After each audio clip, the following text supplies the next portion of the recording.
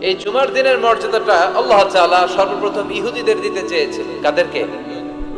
ওরা এটা নেয় নাই। ওরা নিজেদের জন্য শনিবারকে ওদের অ্যাসেম্বলি ডে বানিয়েছে। ওরা বলেছে না, আমরা শনিবারে ইবাদত করব। এই দিনটা আল্লাহ তাআলা নাসারাদেরকে দিতে চেয়েছে, তারাও নেয় নাই। তারা রবিবারকে তাদের ইবাদতের দিন হিসেবে চুজ করেছে।